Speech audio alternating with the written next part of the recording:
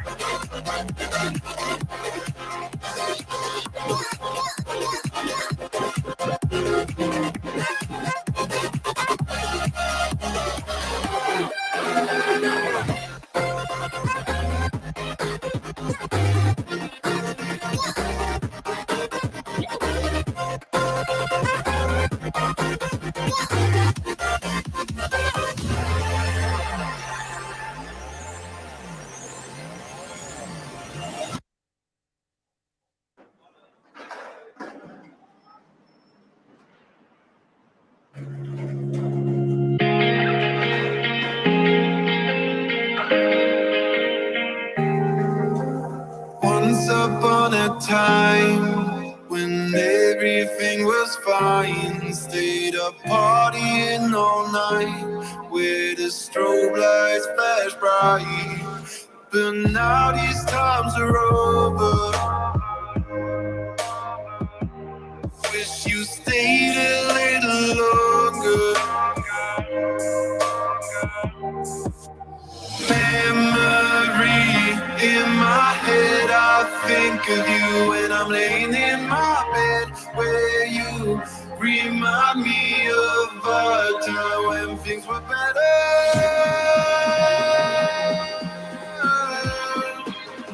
When things were better.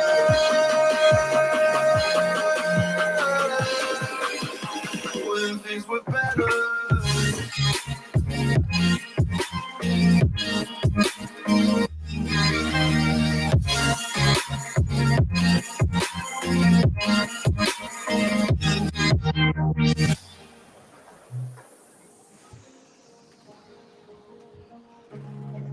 Let's meet up with some friends as tonight begins. Have a chat and a drink or two. Start to dance, let loose. But now these times are over. Wish you stayed a little longer. Memory in my head, I think of you when I'm laying in my bed, where you remind me of a time when things were better.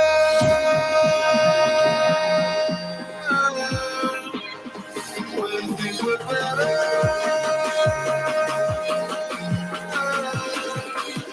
When things were better.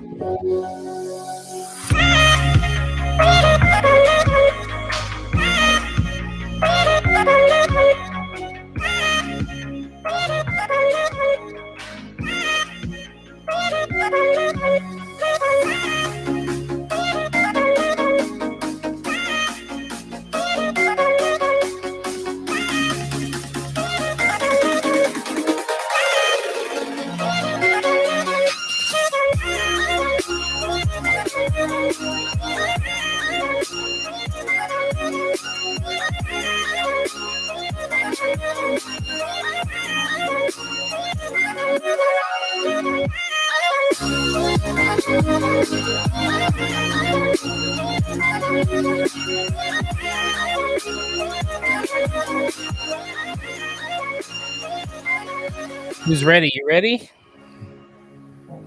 I mean, I'm pretty much there. You're there? I'm here. I'm here. I'm waiting. Let's do it. I'm excited.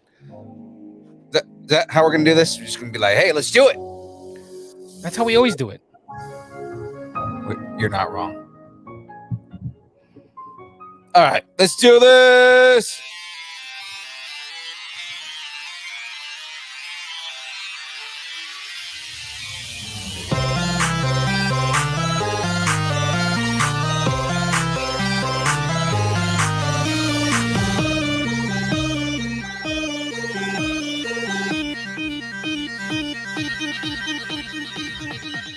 Distance nerding. Hey, hey, hey, hey! What's up? What up? Hey, oh! What's going on, everybody? Darren Chibi, Let's Create 08 is coming in hot in the chat today. Hey, Darren, for you, buddy. For you. We smell what Darren is cooking. We smell it, and it's in front of us. What's up, Darren? How are you, good sir? You guys are ever Thanks for joining wondering us. what Darren Chibi does? What Let's Create does? right there, guys. Artist extraordinaire. Amazing artwork. Thanks to good old, our buddy Darren. Let's create 08. Darren, let us know what cons you got coming up. I know there's been some fluctuations in cons and whatnot, but let us know what you're doing, in the near future. I know you just did the Chalk Art Festival. How was that? I hope that was cool.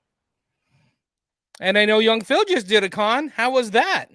Oh man, are we gonna get into that right now? Or Okay, okay. Sorry, my bad. End update. Is that what? Do the thing. Do the thing. Do the normal thing.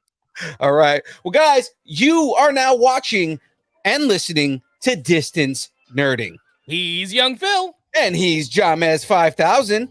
And we're here to nerd together. We're talking about anything.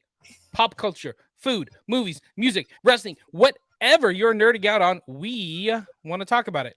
Guys, you got to follow us on Instagram, Facebook, Twitter, Twitch, YouTube, TikTok, Linktree, all at Distance Nerding. Jamez, we almost had that perfect, and you just had to change it up at like the cadence at the very end. What did I do? I didn't do anything wrong. It's all you. I mean, we almost had that perfect, and then just nerd together. You're right. That was my fault. I'll take full responsibility for that.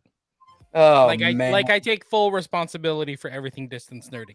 So, what else do we have on deck today, Young Phil? This week on deck, we've got the download. More release date moves, and are we getting a new Miyagi multiverse? Miyagi-san? Oh man, Miyagi-san. And some starting rumors. Is Peacock about to lay an egg on Warner Brothers Discovery? Huh? I don't know if they're ready for all that and all the kind of things that are going on, but essentially from here though, we got to get ready. But first, let me get a shout out.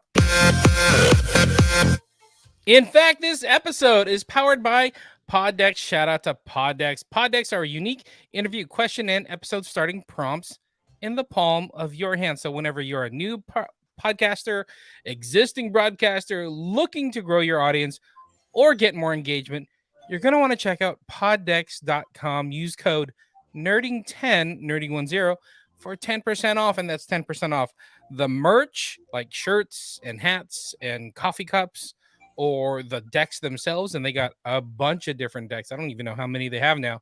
They got a bunch of different ones. Or even you can subscribe to their app, which is super cool. So use Nerding 10 and get 10% off that. Right. And if you guys were catching the game stream on Monday, I was rocking the Poddex podcaster shirt, the Supreme. Woo! Shirt is badass.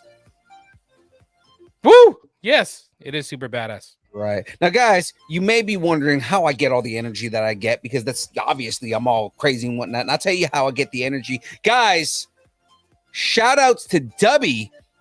Dubby's an emerging brand of energy drinks created to help focus concentration reaction time with no jitters or crash. Dubby contains no maltodextrin, no sugar, no fillers, no artificial color, no dyes. Guys, find out more about Dubby at www.dubby.gg. And remember, use the code NERDING10 to get 10% off of your purchase at dubby.gg. Now, guys, over the weekend, we're gonna get to this next, but at Heroes Fest, oh man, it was gangbusters. People were just coming up left and right and getting all the W. And you know what? We proved to everyone that W is not just a knockoff of another brand that's out there, that it is superior to many of the energy drinks, especially the gaming supplements that are out there. What would you say, James? Would you agree here? I totally agree. People were loving the dubby. There was much love for the dub this weekend at Heroes Fest. Dude, it was actually pretty cool. Like I'm like, you guys are like, we're gonna give away samples. I'm like, I don't think people are gonna want to take samples or grab samples, but people were coming up, and they weren't just coming up once. They were coming up twice, 3 times, 4 times. People wanted to talk about Dubby. People want to talk about the podcast, but like the whole time it was like a little bar. We had like a little bar of like energy drinks and hydration systems. So it was really cool that people were like, oh, let me try this. They come back in 20 minutes. Let me try this other one. let me try this other one. They were loving the Dubby. I think maybe the brand new one was the Monkey Madness. This one right here was, and that's actually what I'm going to drink tonight. But Monkey Madness was a hit. Monkey Madness was doing. It's kind of interesting because all the other ones kind of have no color to them, but the Monkey Madness one has like this super bright pink, like almost like electric pink, like neon pink. So it definitely stood out, and people were drinking it, and it was hot that day at Heroes Fest. Right. So people were loving that it was a hydration drink. Right, and not an energy drink, because a lot of people are afraid of energy drinks. But then Mhm. you say, "Oh, like this is basically Gatorade," and they're like, "Okay." You know what's funny? I even saw a couple parents. They're like, "This one's hydration, right? Not like energy." We're like, "Nope, just hydration." They're like, "Okay," and they'd give some to their kids, to like their 10-year-olds, and be like, "Hey, just drink this. You haven't drank enough water in your cosplay outfit that you've been rocking for the last 3 or 4 hours. So drink some hydration thanks to Dubby." Right. I mean, it was kind of cool to see the amount of parents that got excited when we told them, yeah, there's no sugar, there's no additives, there's no all kinds of different stuff in here. It's pretty much, for the most part, natural. I mean, it's energy and a hydration drink. So I mean, Show them that color. Show them the color of that Dubby. So right there, and that's without it being mixed. Yeah. Go ahead and mix it up. So Darren in the chat, Let's Create 08, is asking, what flavor is Monkey Madness? It is a strawberry banana. Right there. Yeah, it's almost like a neon pinkish here. Yeah, it is a strawberry banana flavored hydration. So it's basically Gatorade, like I mentioned, but it's you mix it yourself. It doesn't have all the additives and everything. You notice how small the scoop is, but you can get about 20 ounces out of these from one of these little scoopity scoops. Small scoops right here. So it's pretty small. It's not big. It goes a long way. It was pretty delicious. I like strawberry banana like shakes and whatnot. Mm-hmm. So I was a little skeptical about this, but the taste for the Monkey Madness was really good. Yeah, maybe I dug it. It's. Oh, I thought that was gonna explode on you. No, it's not. It's not carbonated. I was gonna be so happy for a second. Oh, all right, okay. No, saying maybe you get this for the kids after they do gymnastics and sports and whatnot. Nice little quencher and hydration, I dig it. If I do, I'll use code nerding10. Dude, can we talk about the Geekin' Update? We've been kind of touching on it, but oh yeah. Let's get into it. That being ready, do you want to do it? You want me to do it? You can do it? You do it. Okay. You do it. In that case, guys, it's time for the Geekin'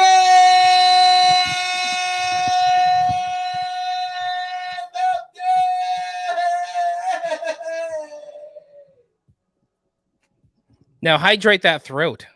Oh yeah, that took a lot out of you. I did that on purpose. I know. So let me talk Heroes Fest, because we had an amazing time down at Heroes Fest in Fresno, California. Shout out to Heroes Comics. It was awesome. All to benefit Project Wish Upon a Star. Oh, it was great. There's so many vendors every year. We've been a couple times now, and every year it feels like it keeps growing and growing. Oh yeah. They brought out a ton of cosplayers, but like people showed up cosplaying. That was great, but they brought out like cosplayers. Like they had the 916 Ghostbusters out there. They had the 559 Fresno Ghostbusters out there. They had Captain America. They had, I think Heroes Alliance was there running around. They had Lady Deadpool Fresno. Cindy Rue was there as well. They did some hosting with you. But so many people. They had, what was it, the Captain America car, 2 Ghostbusters, so Ecto ones, 2 Ecto ones. The Scooby-Doo car was out there. There was a Batmobile tumbler, like the mini tumbler. Dude, that tumbler was badass, man. Oh my god, I was loving that thing. They had a Hot Wheels car out there too, giving away Hot Wheels. That was awesome. Super cool, guys. Shout out to Pete. His name was Pete, but he was like, he brought his Hot Wheels car, parked it right in the middle, popped it open. Everybody could like look through it, but then over his engine, like he popped the hood and everybody could like see the engine and whatnot. But he had Hot Wheels there that he laid out there, and he's like, they're for the kids, man. I love Hot Wheels. I've loved Hot Wheels since I was a kid. if you're a kid, grab a Hot Wheel. It's for you. I want you to start enjoying what I enjoyed. I'm like, dude, that's super cool. He's like, yeah, I just go buy it. Like I buy it at the store, not like he's, sponsored or given to them by Hot Wheels, but he does it because he loves kids and he loves to give back to kind of his little nerd verse of Hot Wheels. So that was super cool that he was doing that. So tons of other performers. So shout out to, what is it, George the Giant? Oh yeah, which Dude, he was there. It's not in studio right now, but I got a George the Giant action figure that's autographed by him. It's like 3 3/4 scale. Yeah. I wanted the 3 3/4 scale, but I wanted his to be like 6 3/4 scale because he is huge. Oh, he's massive. He's like 2 feet taller than me. It's crazy. If you guys have ever seen that movie Big Fish, he's the giant in Big Fish. Yeah, he was super funny. And then they had bands. So shout out to We Hunt Wolves. Yes, they were awesome. Awesome. So was Cloud Ship was amazing. Cloud Ship was so cool, man.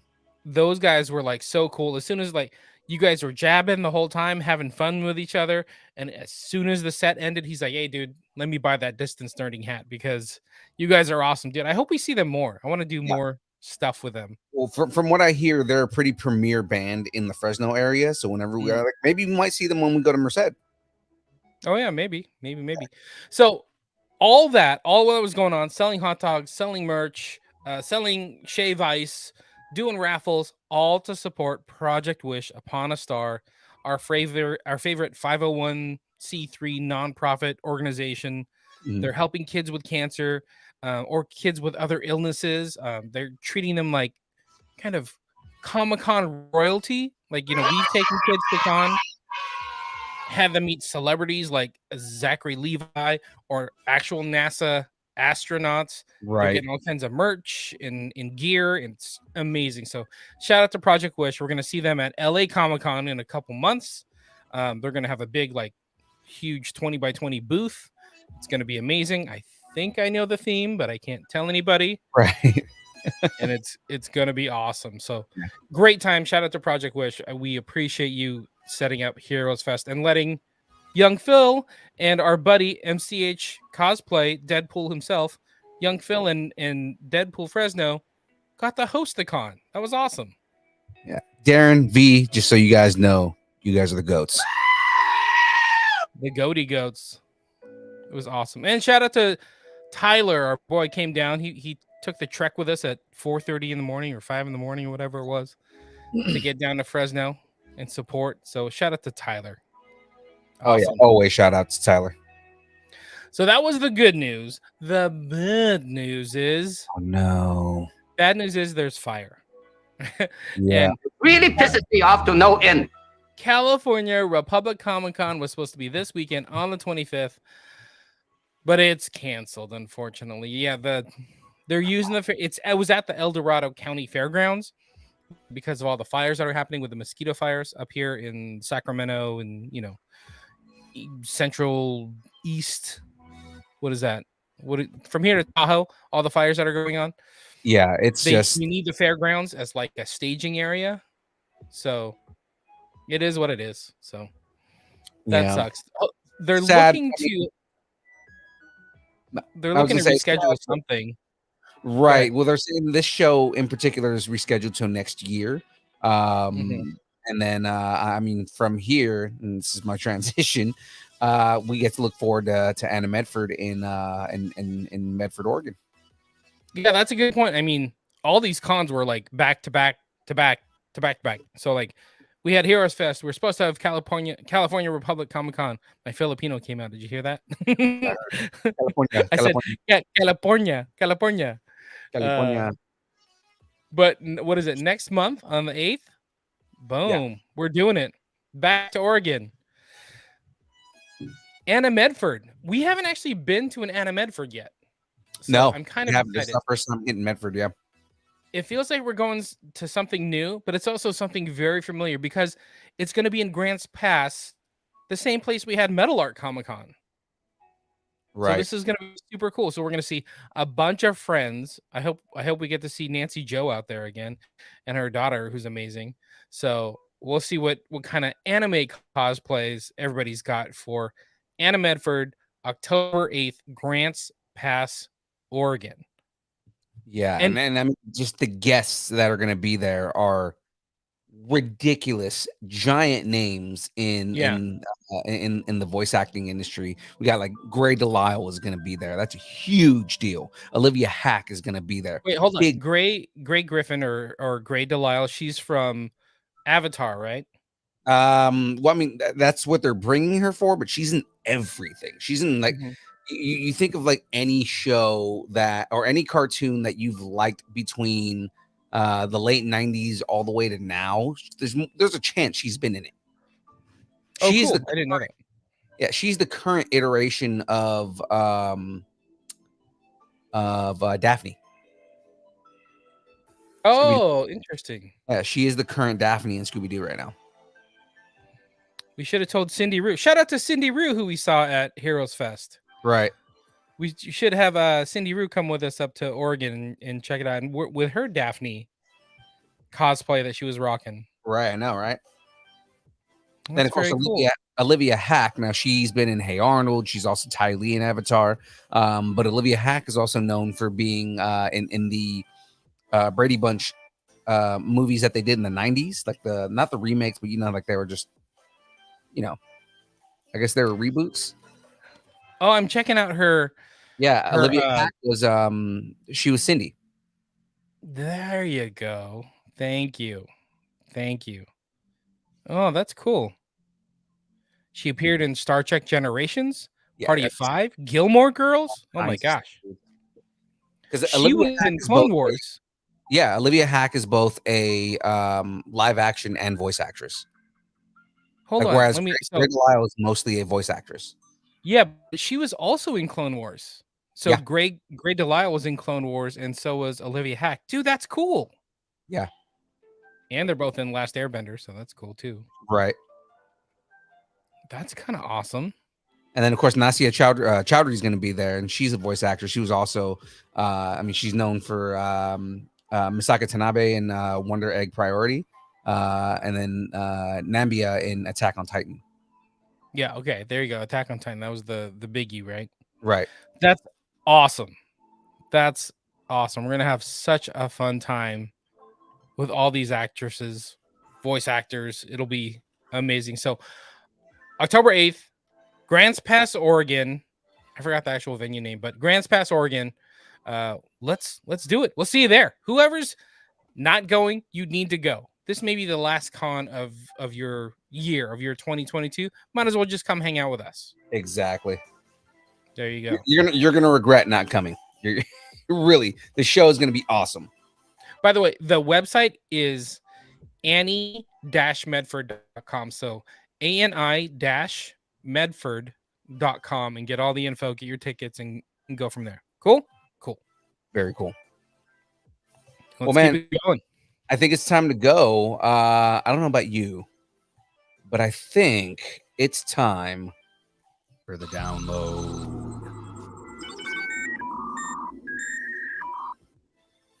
Don't forget, check out the Distance Nerdington post for all the news, all the trailers, all the reactions, all the things that Darren Chibi is posting in about everything that's on his mind. Same thing with Cam, everything that's going on in the Nerdverse, they're posting. But tons of trailers going on. I think I just posted the new Hellraiser trailer that just came out. Oh man, it's that just to talk about that for a second.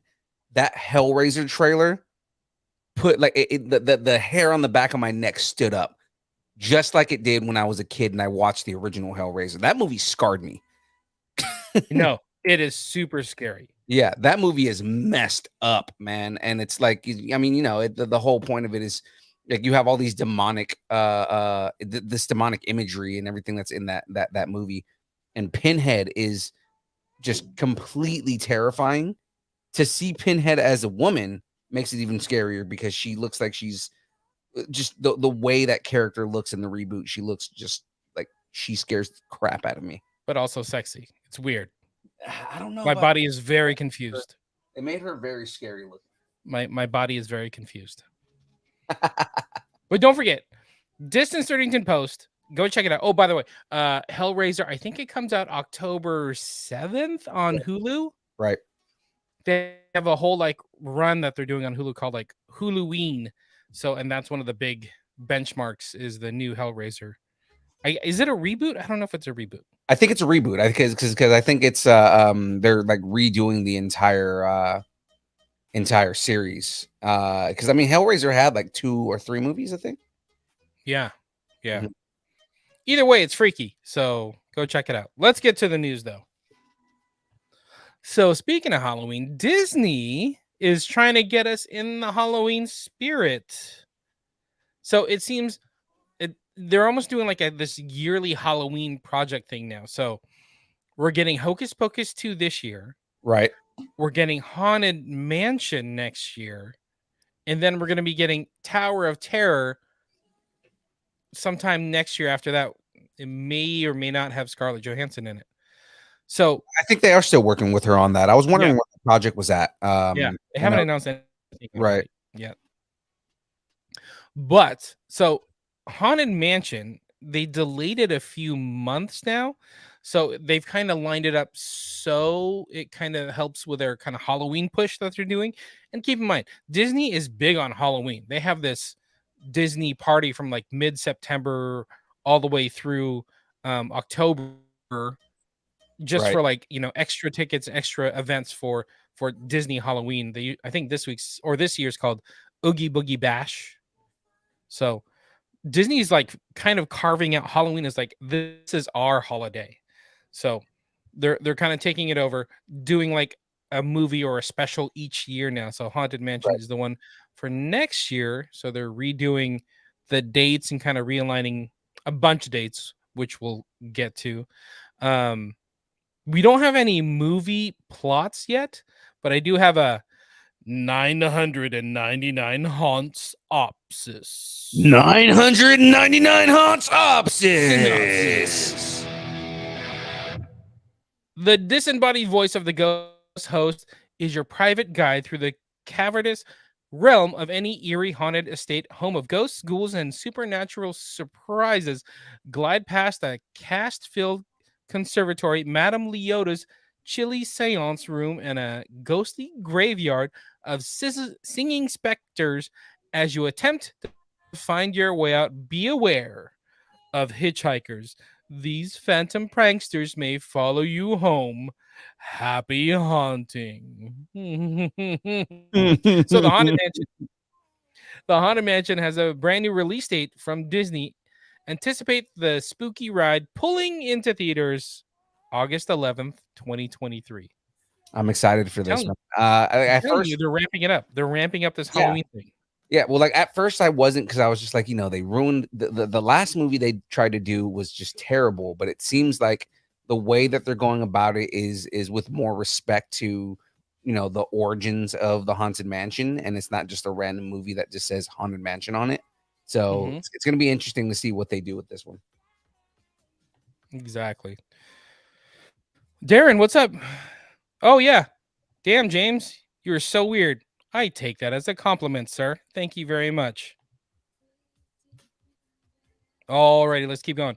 So that was Disney Halloween's treat. Let's go to the trick. Oops.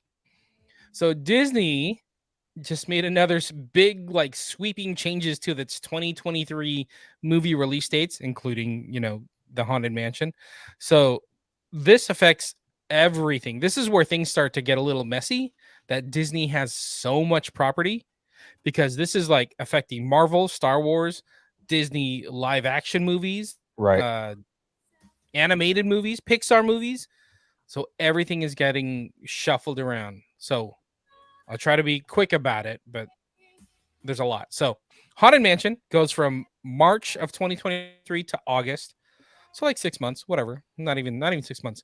An untitled Disney live action movie that was supposed to be out on the 11th, which is now Haunted Mansion, has been bumped entirely off the schedule. Then Taika Waititi. I know. I wonder what that was, right? I'm like, what have they said they were working on, but they haven't really talked about, Right. That's what I'm trying to think of right now. Yeah, I don't know. But Taika Waititi's new comedy movie, Next Goal Wins, now has a date of April 21st, 2023, and that stars like Will Arnett and Elizabeth Moss and Michael Fassbender. So that's still 2023. Wish, that they just talked about during D23, that movie is now getting released on November 22nd, 2023. Nice. Oh, hold on. Shout outs to my boy Moore in the chat right now. Haven't seen him in a minute. I missed this guy. What's up, Moore? How are you, sir? And what's up to Tyler? He just joined in the chat as well. What's up, buddy? So where was I? Oh, yeah, you left me on a cliffhanger. Speaking of cliffhangers, so Star Wars Rogue One is also on a cliffhanger because it was completely removed from the schedule. Ouch, that sucks. Yeah. So that was supposed to come out on the 22nd of December of next year. Now it's just completely gone. Completely gone. Right. And then, so looking farther out, there's an untitled Marvel movie that is being moved to September 2024. People are speculating that could be Deadpool 3. Oh, yeah. We shall see. I'm hoping that's Deadpool 3 because that's the only movie that makes sense. And I don't think it's Shang-Chi. No. Well, maybe Shang-Chi. Anyway, we'll see. It's September, though. Hold on. Hold on. Yeah. We got more about Shang-Chi later, so let's keep going. So Elio, the new one that they just announced at D23, is going to March of 2024. Okay. Oh my gosh. Disney Snow White with Gal Gadot and Rachel Zegler now has a March 24 of 2024 release date. Inside Out 2 is going to June of 2024, and Mufasa, the Lion King, the prequel, is moving to July of 2024. So everything has moved back like 6-ish months and kind of filling in. So like they pulled Star Wars, they pulled this untitled Disney movie, and they just started to shuffle everything after that. Right. And I know I've heard a lot of good things about the Snow White thing. Gal Gadot said that's like specifically that this is probably like the most sinister character she's ever played. Oh, yeah. And I guess Rachel Zegler and the director were both like, yeah, no, it's very unexpected is what I think what they said that her performance was. Gotcha. Yeah, I'm interested. I want to see it. It's Gal Gadot. I'll see it. Exactly. I don't care. I'll see it. All right, let's keep going. Star Wars news. Andor. Are you ready for Andor? Andor comes out this week. And Andor comes out in like hours. Yeah. Dude, I'm super excited. And 3 episodes of Andor. Exactly. But we got more Star Wars news for you. So the upcoming series, Star Wars The Acolyte, keeps adding characters or actors to their production, and it's starting to shape up pretty good here. So Variety revealed the Good Place star Manny Jacinto, Filipino, shout out, has joined the cast of the series. I'm digging this. I am digging this. So if you kind of look, it's starting to shape up to be a real interesting cast. So Jacinto joins the previously announced Amandla Stenberg, Jodie Turner-Smith, and Lee Jung-jae from Squid Game. For Squid Game, yeah. And it's being developed by Russian Dolls creator Leslie Headland. Mm-hmm. So if you look at it, okay, it's being created and written by a female. That's awesome. All the cast they've announced has all been international cast or some kind of like minority descent. Right. Like, but white actors have been announced.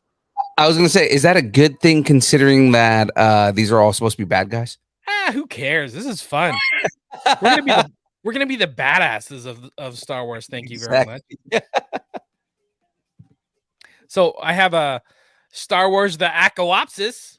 Star Wars The Acolypsis. Synopsis. The Acolyte is said to take place roughly 100 years before the events of Star Wars The Phantom Menace, and will explore the early days of the Sith reemergence that would go on to create the Galactic Empire. So expect Star Wars: The Acolyte mid 2023 on Disney Plus. I'm not even done. I got more news. I got more Acolyte news. Speaking of Acolyte, Charlie Barnett, best known for his roles on Netflix's Russian Doll, there you go, Russian Doll, is joining the cast of Acolyte. By the way, he's black, so there you go. More actors that are of like some kind of minority descent in this show. So, in addition to Russian Dolls, you may have seen him as like an older version of John Diggle from Arrow. I don't know what season. I kind of want to go back and see what season this was now, because I feel like I've watched every episode of Arrow. So he also played another version of Diggle on the Arrow. So Oh no, he was John Diggle Jr. So he was this. oh, there you go. Yeah. There you go. So I kind of want to check this out now. Interesting. So I do have another Acolyte Synopsis.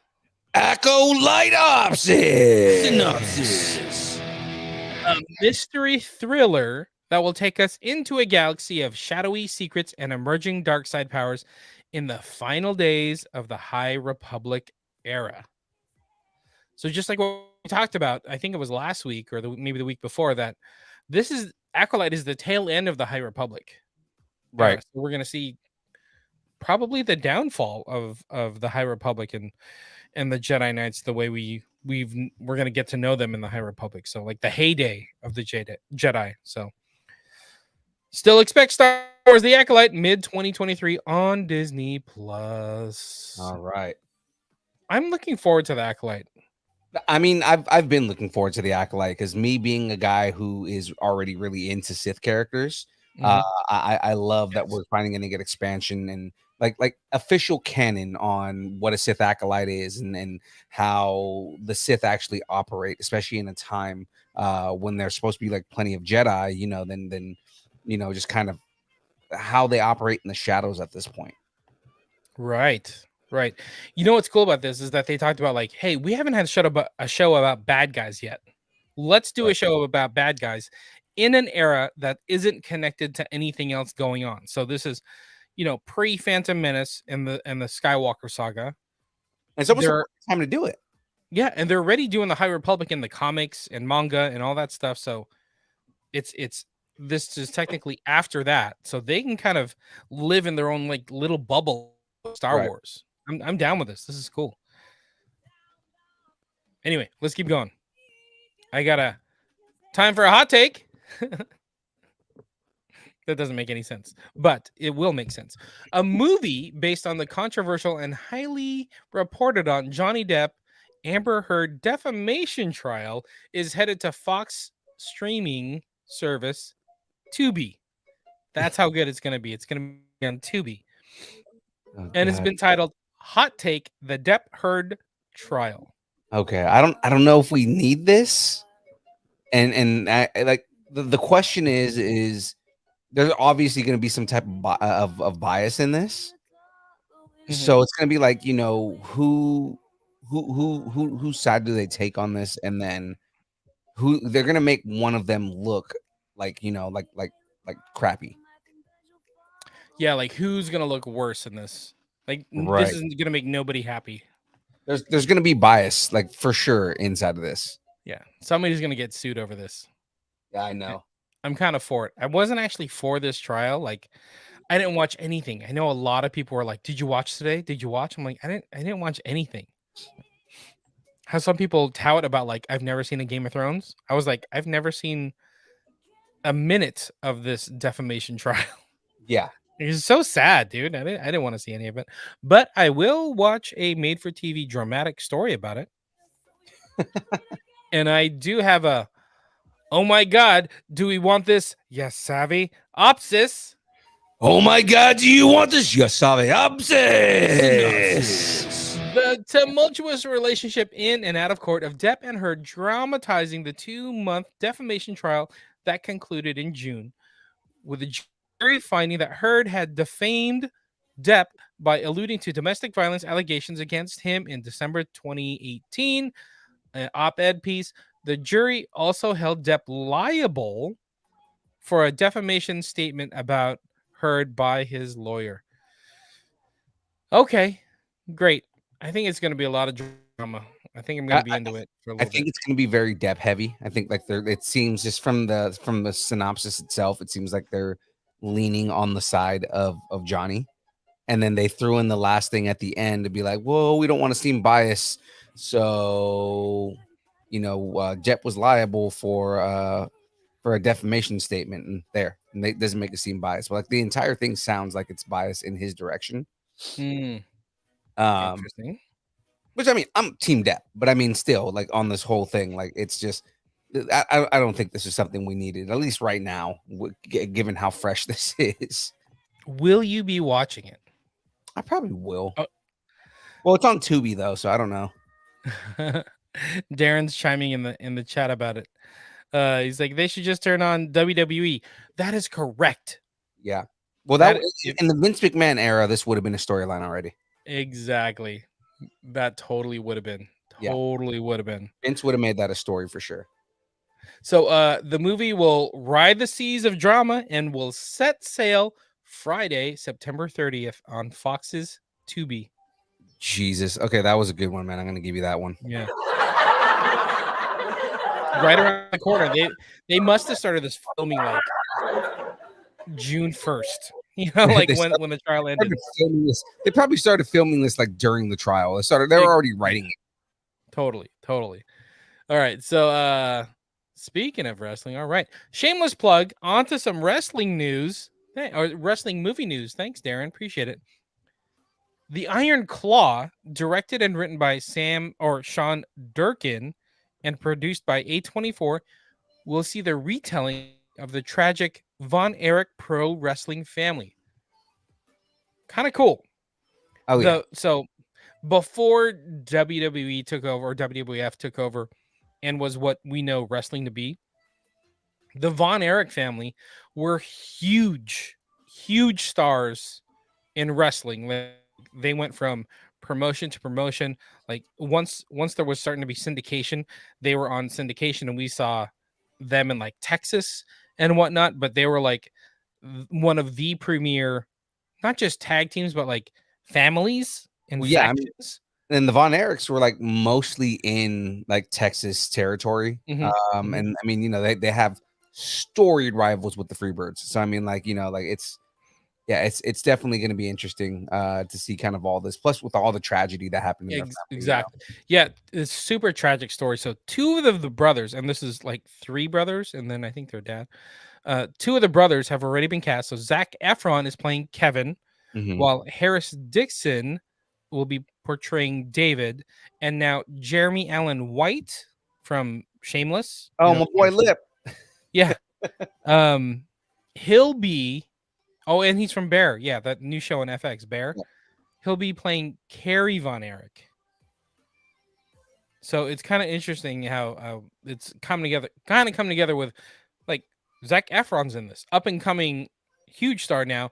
Jeremy Allen White is now in this. I think there's going to be a big marketing push behind this. It should be interesting. But I do have what's up? I was saying, what network is this going to be on? I don't remember. I think it's going to be in theaters. It's a movie. Oh, for real? Oh, dude. Hell yeah. So I have an Iron Claw Von Opsis. Iron Claw Von Opsis. Synopsis. Based on the true story of the Von Erichs, the film follows the rise and fall of the family dynasty of wrestlers who made a huge impact on the sport back in the 60s to present day. Right. It's kind of crazy. Let me read a little bit. So Kevin is the only surviving member of the generation of the Von Erichs. Well, David died in 1984. The official death was acute enteritis, though everybody thinks he overdosed.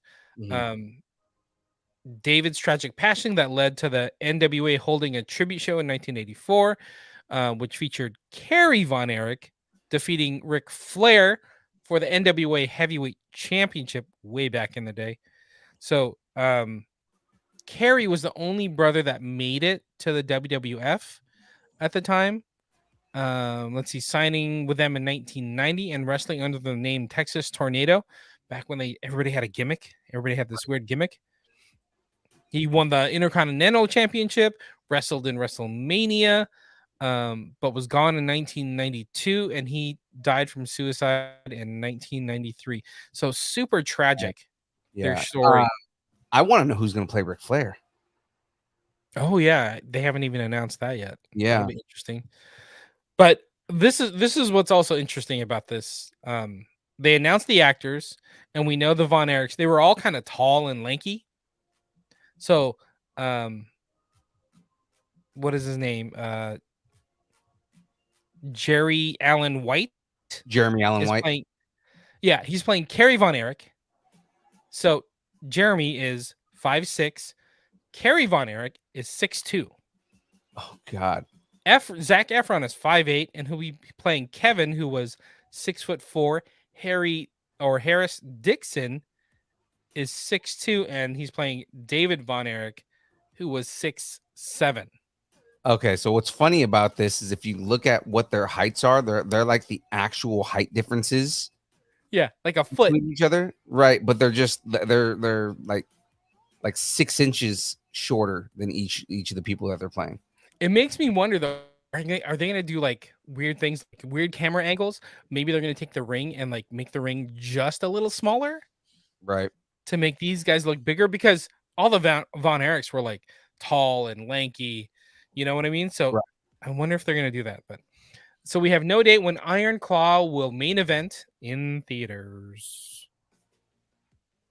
Man, I want to Yeah. know. Well, I also want to know who's playing the Freebirds, because that was one of their biggest rivalries, was the Von Erichs and the Freebirds. I want to know, just kind of. There's so many iconic wrestlers that these dudes were attached to. Mm-hmm. So it's like, I definitely want to see that. I'm kind of into it. All right. More shuffling news.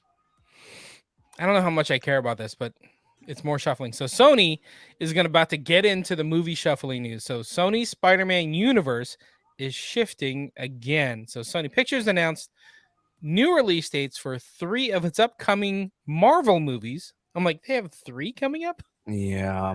I was like, oh wow, did they? Okay. Like, I guess.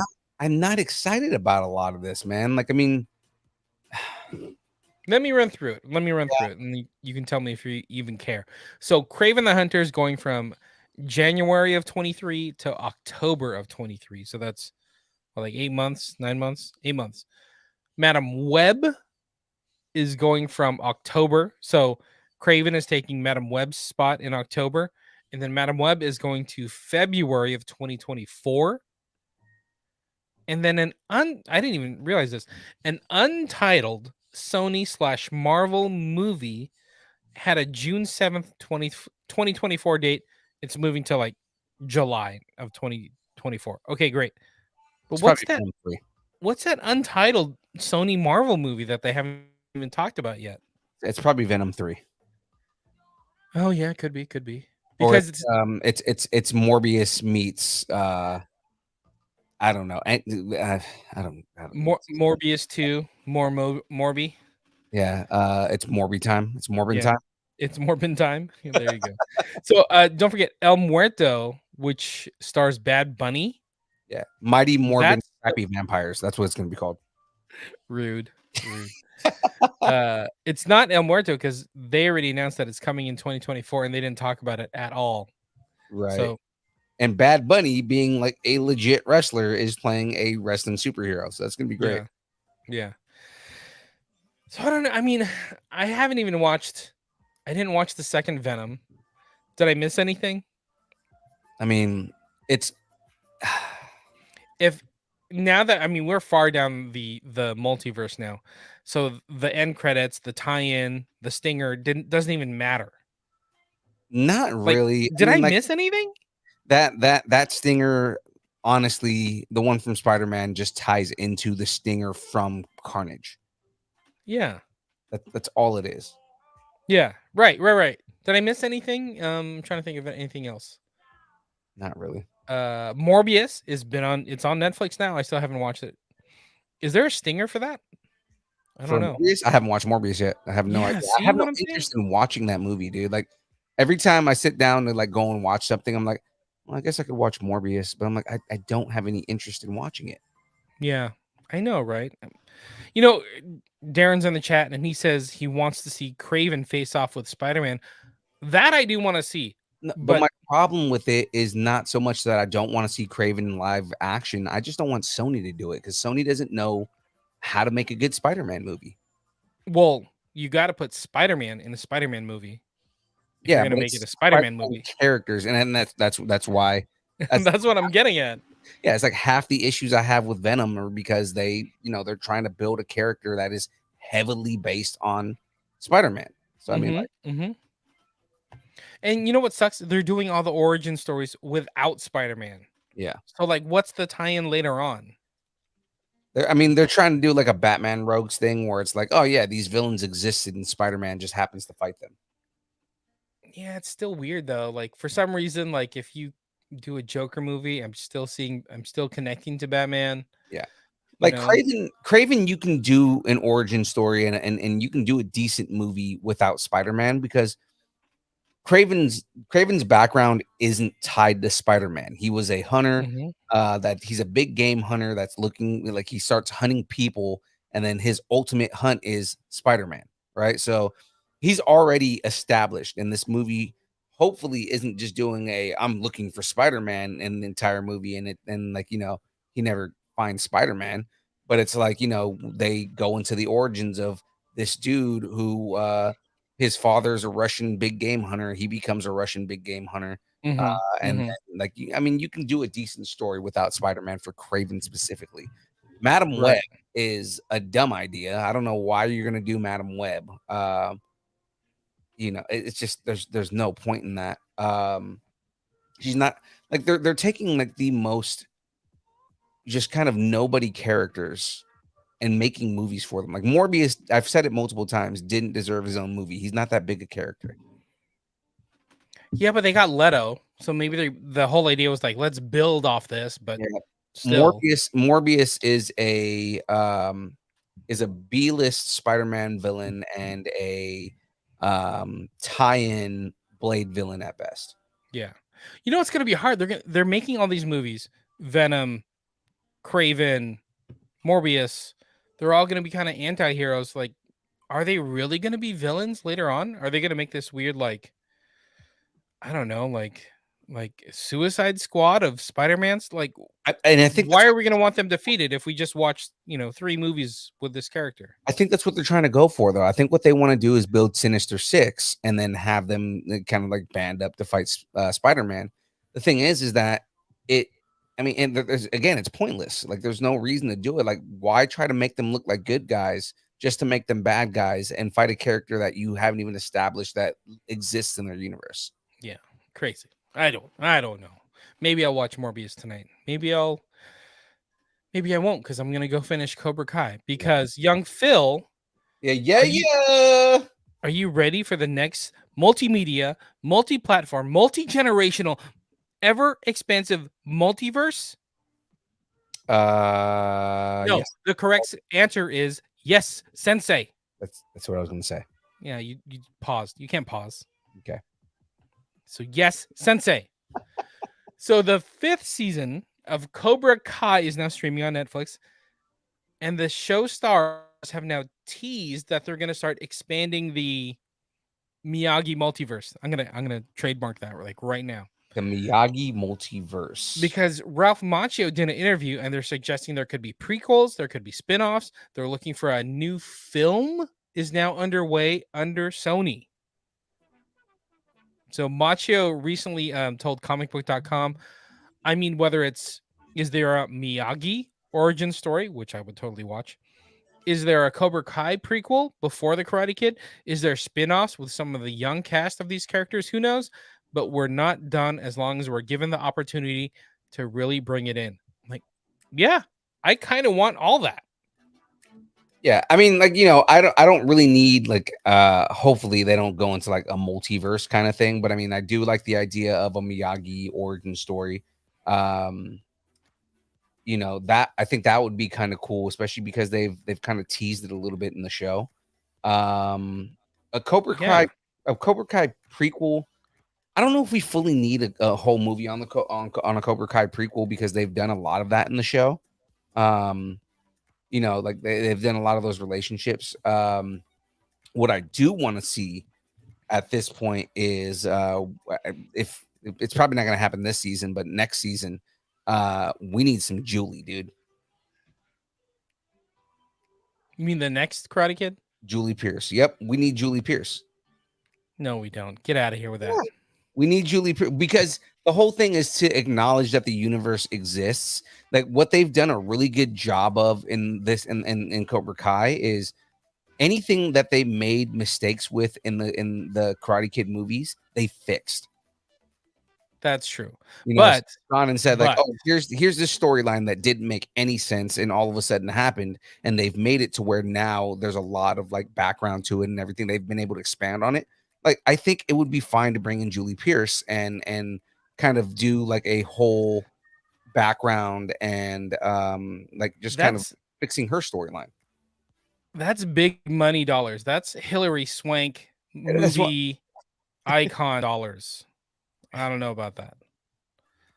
I think they Though, could do I it. don't I mean, know. I don't know what she's doing these days. I haven't heard her name in a while. Maybe they've had a couple of people who were like, you know, bigger names that have showed up that you know that were in the original movies that weren't that, you know, that they weren't big back then and just had bigger careers. You know, like they had a couple of people come back and reprise their characters. So, I mean, like I wouldn't put it past them to spend the money, especially it's Netflix, right? I wouldn't see them not spending the money to get Hillary Swank to come back and play her character. I haven't finished Cobra Kai season 5 yet, but I think they just said that, or while I was watching it, the girlfriend from what was that, Cobra Kai 3? Mhm. Was that 3 or 4? Whatever it was. When Daniel becomes Cobra Kai, I think it was. I think the girlfriend from that movie is in that. Oh, So- right. Oh, I'm like, oh, that's what's her name, huh? I'm like, oh yeah, okay, that's cool, whatever, sure. La Yak in the chat just put a picture of a snake. Yeah, well done, well done. Look at a snake. Very appropriate emoji. Yeah, very, very appropriate. So I'd be down with a Mr. Miyagi origin story. I would I'd be be down down for with Mr. Miyagi origin story. I love the idea of seeing Mr. Miyagi in Japan and then immigrating to the United States, fighting in World War II. Like, I mean, there's so I want much. to see him. I must see him and like Sato and how they were best friends and then became at odds and like their fights that drove Mr. Miyagi to leave. Like, give me that. Give me that. Oh, and I mean, so how far in season 5 are you right now? Whatever it is when they go to a party at the dude's house. Okay, so I'm a little bit ahead of you. They do, you know, they show his relationship with Chosen. I don't know if you've gotten that far Yeah. yet. But they also do talk about Sato. They do talk about his relationship. I'm forgetting his name, but the Korean master that taught Silver. Oh, Silver's name. Yeah, there you go. Yeah. You know, like, so I mean, like they're kind of like jumping into a little bit more of Miyagi's kind of like past, but it's not like they're not jumping too far into it, but it's enough to like move the story forward, you know. There you go. Darren wants to see Mr. Miyagi catching flies with chopsticks. Come on, see? That's what I'm saying. Like, we need him like catching some flies. Right, with Darren. chopsticks. I'm gonna tell you right now because he just said he wants to see a live version of Street Fighter. So there have been 2 terrible Street Fighter movies made, but there is Give me one one second. movie. There was one movie on YouTube that was actually really, really well done. If you're a big Street Fighter fan, I'll get you the name for it here in a second. I'll put it in the chat once, because I don't want to keep us too far behind on this, but it's really good movie. I want to say it's on Hulu too.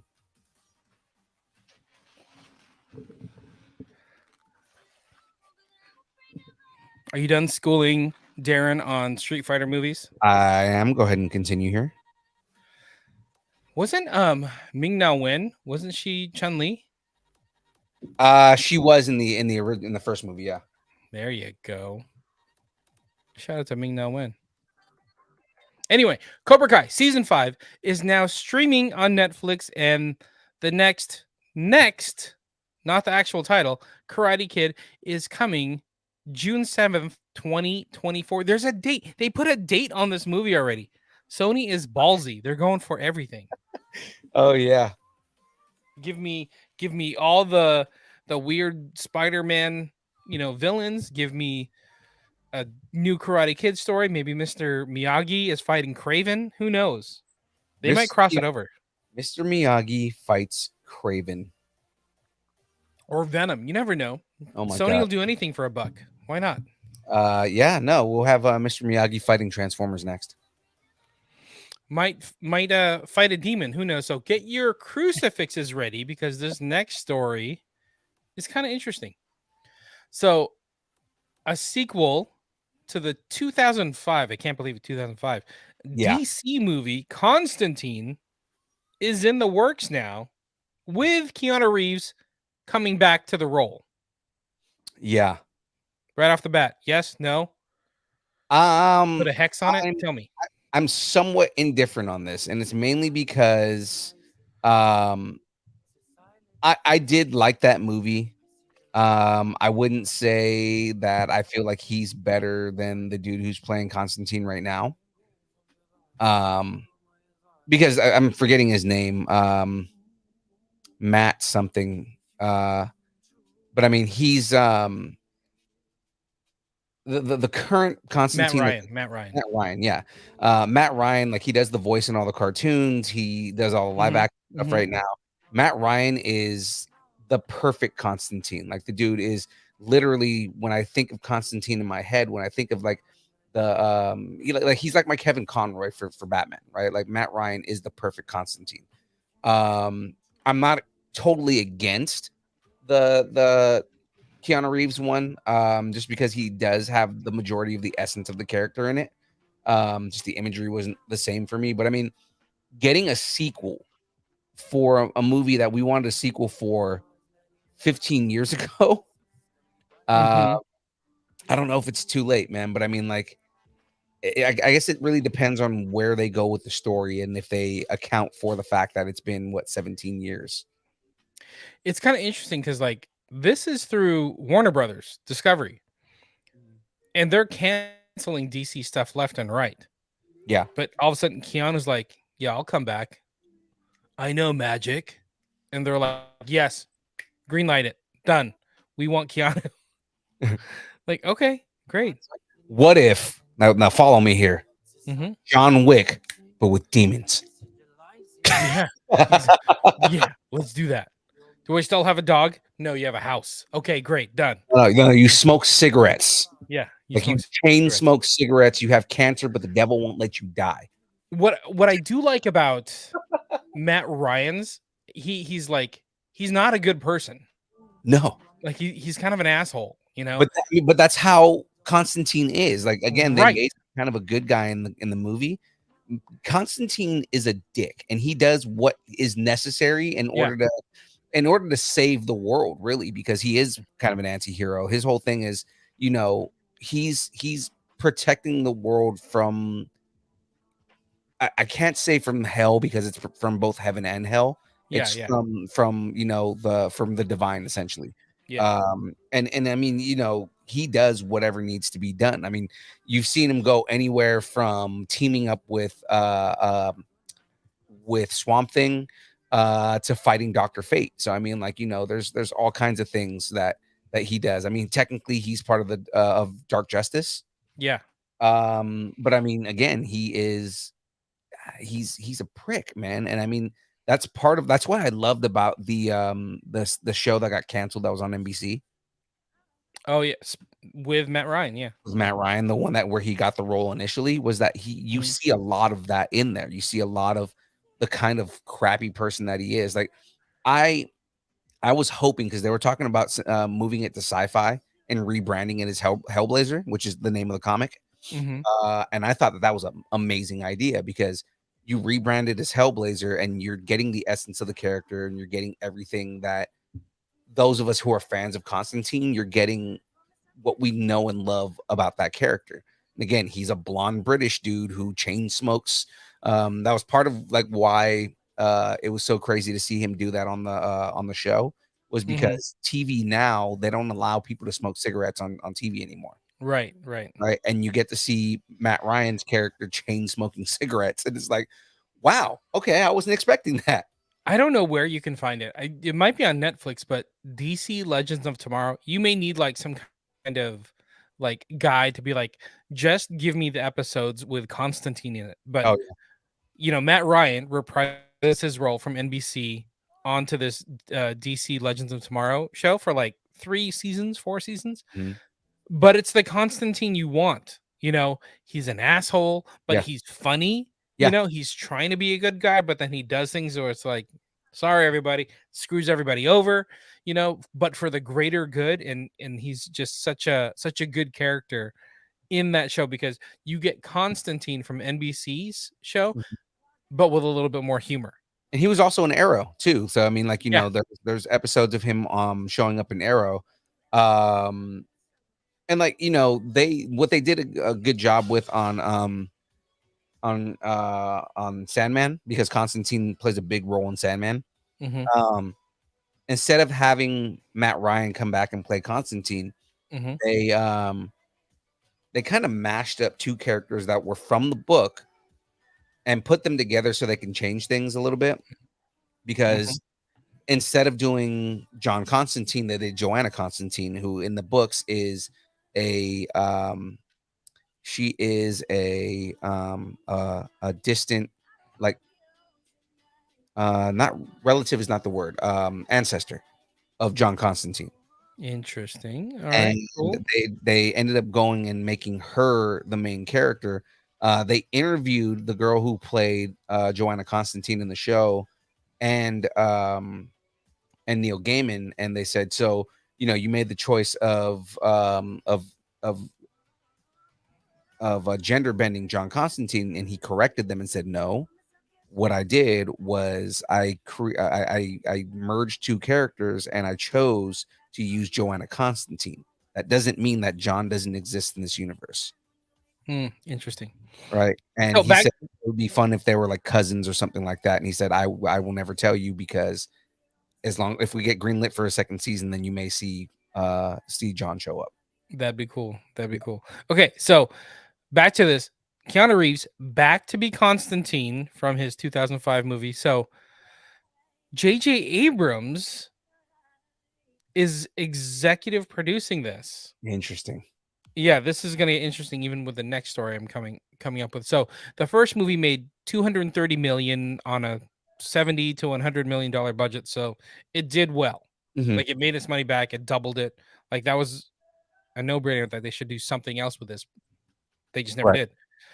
So no date yet when the Constantine sequel, but make sure to check out more Constantine on DC Animated on HBO Max. And we both alluded to that, is that the Matt Ryan version that's in, Dark Justice League is excellent. Yeah, it's what I love, that what they did with, like, I think Matt Ryan's the only character that does this. He's the only actor that does this. He plays both the animated and the live action versions of Constantine. Mm-hmm. And it's weird because like nobody else does that. Like, he does the voice for Constantine, and I think because he does such a good job as Constantine and just embodying Constantine, they're just like, he needs to be the voice. There's nobody else that can play this character. Yeah, except for Keanu Reeves, obviously. So check out this next story. So speaking of Constantine coming back from the dead, right? Mm-hmm. So we're getting a new Constantine movie. Always a good thing, I guess, for Constantine fans, but maybe not. So Variety is reporting that Keanu Reeves getting his sequel. It's also reporting that the Constantine series and the Madam X series that are going to HBO Max are now canceled. So it's like, hey, we're gonna give you this new Constantine movie, but we're gonna cancel that series that was coming. And I wonder if Matt Ryan was cast as Constantine again. Let's say yes, because all signs point to, like, besides Keanu coming back, he's been the Constantine in 1, 2, 3, 4 or 5 different properties, right, of DC. That includes network shows, syndicated shows, and animated shows. Come on, and multiple animated shows, I should say. Yeah, and it's like again, I don't think there's anybody else that could like recasting Matt Ryan would just be a dumb idea. Yeah. So that's the interesting part, right? And by the way, Constantine's one of those things where he's always like threatened with death, but he never quite dies, Yeah, right? Even though you kill him, you still can't kill this project because the other part of this is that Warner Brothers TV and J.J. Abrams' Bad Robot are still on board for both projects, and they're looking to maybe find a new home for the Constantine project somewhere else.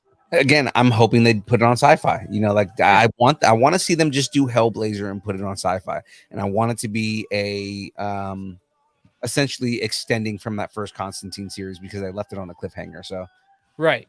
So, okay, that's Constantine, right? And then canceling the Constantine series and canceling the Madam X series. And I don't know much about Madam X, but it's that the magic part of the DC universe, right? right, Keep in mind, we're still shopping Batman Caped Crusader. So, Warner Brothers Discovery canceled a bunch of projects, Batgirl, Wonder Twins, the Constantine series.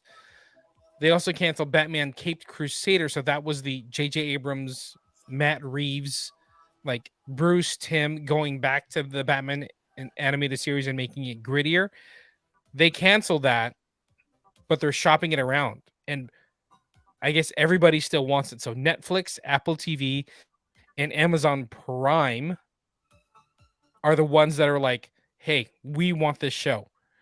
Bad Robot, J.J. Abrams, that's whatever you need to do with Warner Brothers, we still want this show. that's really interesting because for HBO Max to allow a Batman property to not be on HBO, Mm-hmm. for them to shop it to another network, Right.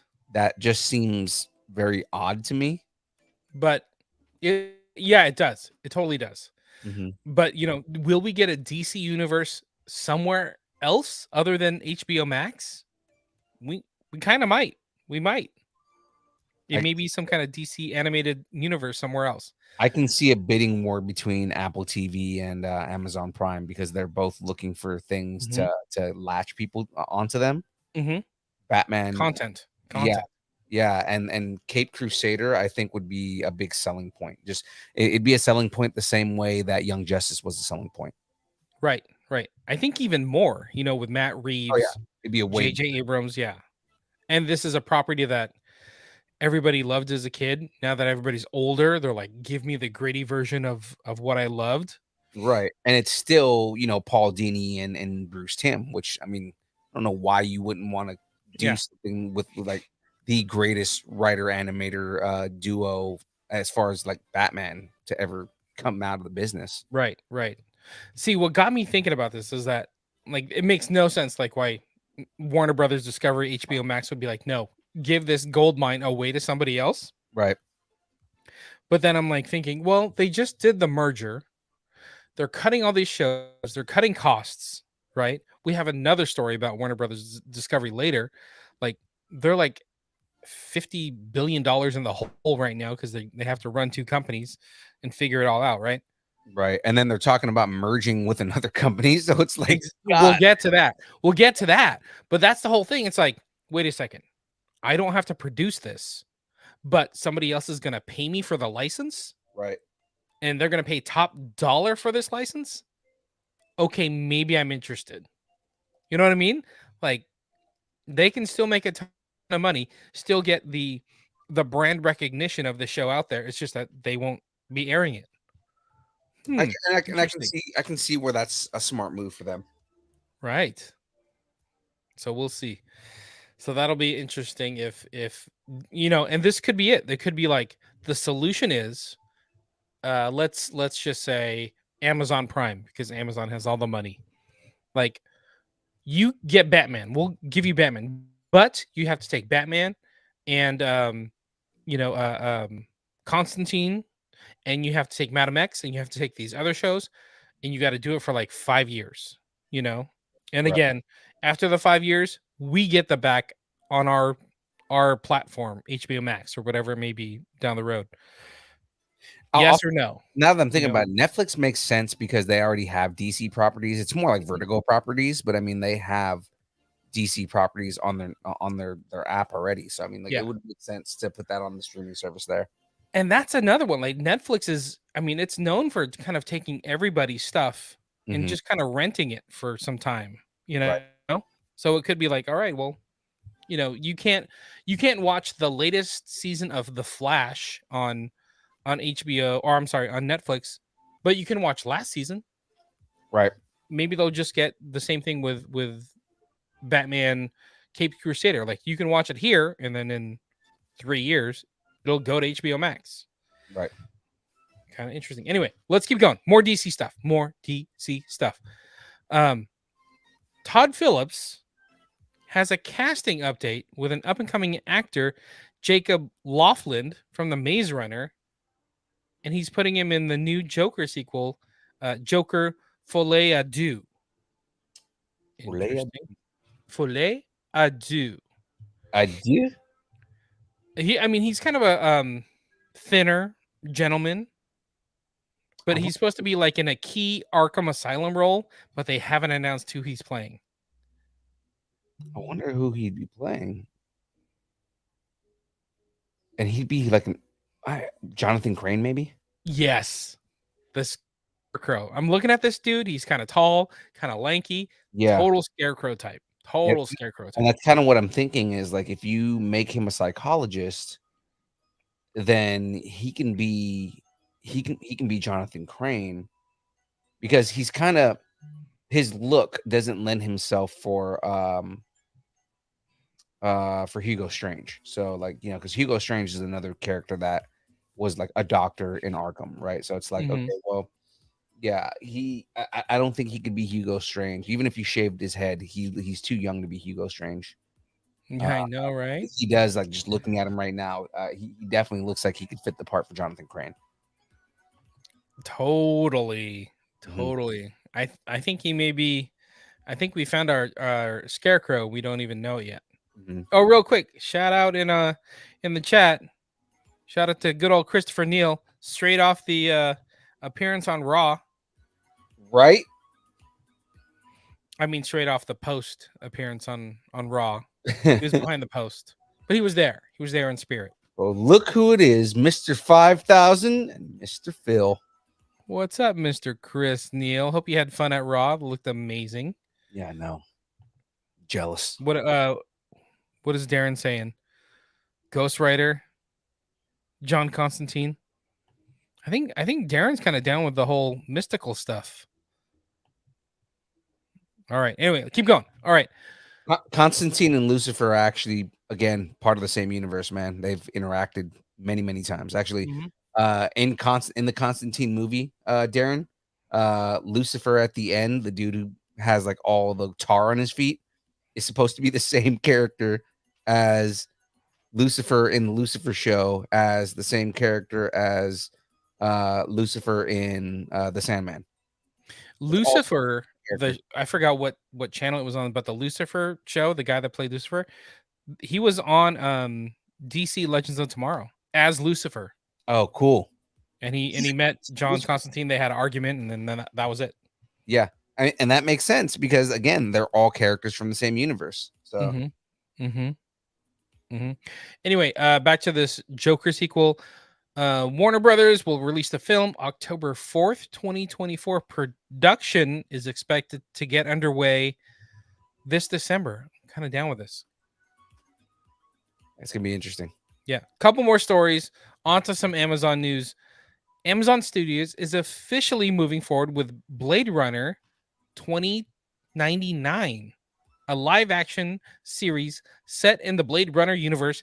The project has been picked up to series and will be coming to Prime Video. Kind of cool. This is I'm pretty excited about this. I mean, we talk about, me playing Cyberpunk 2077 and everything like that. This is all the same kind of like, vision universe type of kind of like world, right? This is all supposed to be Cyberpunk. like Blade Runner. Is that what it's called? Is it called cyberpunk? Like Yeah, well, just kind of how dystopian future type. exactly, like kind of how like steampunk is like the stuff in the past where like you have like way more advanced science in a time during like the Industrial Revolution, right? Right. Okay. Blade Okay. Runner and like cyberpunk is like that kind of like dystopian future where it's mostly supposed to be where like corporations run the world, Mhm. right? So almost like where we're at right now, where like if Amazon was the government kind of thing, Right. Which right? kind of is. Yeah. So that's what I'm saying is like that's what cyberpunk like those worlds are, right? And they're just like these dystopian futures, but they're also like super advanced and like people have like cybernetic implants and stuff like that. So Blade Runner is a cyberpunk type of thing, right? But what's really interesting about this is Ridley Scott is producing this. Yes. And Ridley Scott did the original, right, with Harrison Ford back in the day. He was the original director, and I think he wrote it. Oh, nice. But this cyberpunk. Now you got me talking cyberpunk. Blade Runner 2099 is going to be a direct follow-up to the Denis Villeneuve's Blade Runner 2049. Denis Villeneuve. That's what I said, Villeneuve. Denny. That's what I said, Denny's. Like Denny's. I love Denny's. Of course I said Denny's. Chris Neal, yes, cyberpunk is an actual genre. Exactly. So Denis Villeneuve, his movie was Blade Runner 2049 with what's his name? Ryan Gosling. Ryan Gosling, right? And then the new series is 2099. So I'm assuming it's going to be 50 years later in the future. Right. So kind of cool. Are you down for this? Yeah, man. This is going to be it's going to be interesting to see what they do because it's like 50 years later, like what characters are still around. Mm-hmm. Especially like, given that, the robots, I'm forgetting what the name of the robots are, but like like what characters are still, in the universe and everything like that. I got to look it up now. Mm-hmm. What are they called? It's the robot Replicants. That's what they are. Replicants. I totally knew that. Anyway, production is yet to start. Expect to go back to Blade Runner in 2024. Mm-hmm. Darren, yeah. So Blade Runner and Cyberpunk the game. Again, it's the same genre of just kind of storytelling. Fantasy. There you go. Sci-fi. Yeah, that's kind of interesting. Chris Neal is chiming in the chat.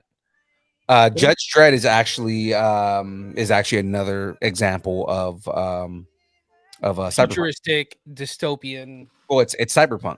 Like that whole world, the way that comic book was written, is in a world that is the genre of cyberpunk. Yep.